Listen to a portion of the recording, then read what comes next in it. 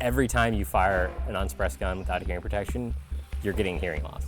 Like, medically, that's just a fact.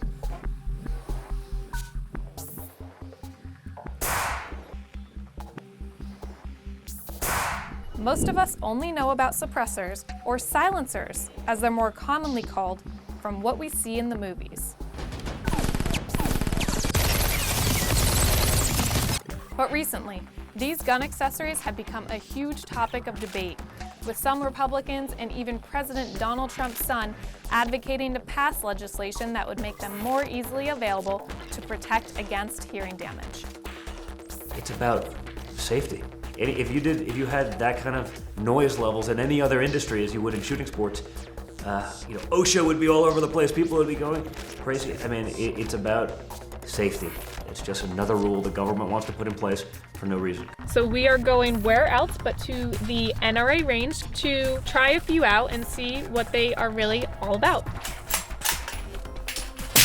The actual term used in federal law is a firearm silencer or firearm muffler, but it's a bit of a misnomer based on the way that people perceive them from Hollywood.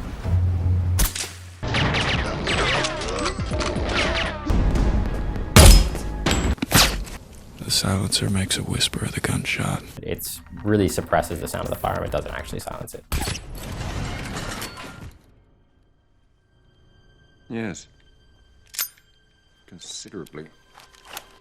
This is a .22 pistol unsuppressed.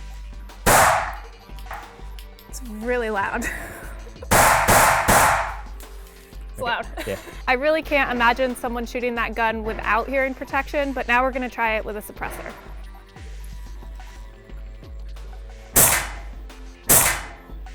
Much smoother. It's definitely quieter, but it's still got that recoil. What are the current laws regulating suppressors, and why do you think it's time for them to be changed? They're way overregulated, actually, because the current laws regulating suppressors in the United States go back to 1934. They generally require registration, a $200 tax on every transfer of the suppressor, and they require what is now almost, in many cases, an 8 to maybe 12-month wait. So that's how long it's taking ATF to actually process these. And yeah, it's not a weapon in any way. It's just a device that helps suppress the sound of the firearm. So this little piece of equipment right here has a $200 tax. That's right. Even though the firearm that it attaches to does not. To change this, the gun lobby is advocating for a bill called the Hearing Protection Act, which earlier this year was introduced in Congress by Senator Mike Crapo, a Republican from Idaho. Well, it's very simple. Basically, it stops the current federal tax and very lengthy and cumbersome process of getting a permit and authorization to purchase a suppressor, and treats suppressors like the purchase of a firearm. Instead of having to pay $200 and wait 8 months for a permit and submit your fingerprints and go through an entirely different bureaucratic system, you can purchase a suppressor like you purchase a firearm today. Namely, you go in, you do an instant criminal background check, and if you pass the background check, then you're able to purchase the suppressor. I think a lot of people hear the name of this law, the Hearing Protection Act, and think that lawmakers and special interest groups are trying to disguise it in a way to help public safety when really there's another interest involved. What do you say to them? It's interesting, and I can understand why sometimes people would think that it's a law trying to characterize something as a safety or a health issue when it's not. But over the last 10 years, I think the number of crimes that have involved a suppressor is something like 15. And the fact is that people don't try to use suppressors in the commission of crimes. A woman from the Brady campaign said there's no evidence of hearing loss from firearms, which is just insane. Like, every time you fire an unsuppressed gun without hearing protection, you're getting hearing loss. Like, medically, that's just a fact.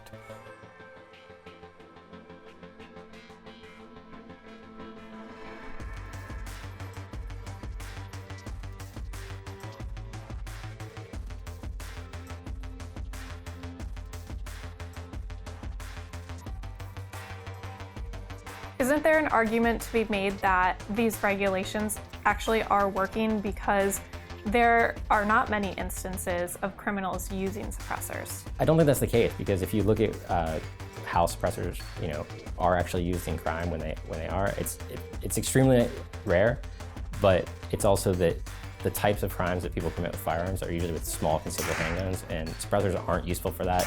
They don't actually do anything that's really particularly useful for a criminal. Like you saw, they don't make the gun super quiet, so you can't, people aren't gonna not notice the gun being fired, so it doesn't really add anything, and it actually detracts from a lot of the features that criminals are gonna want in a firearm.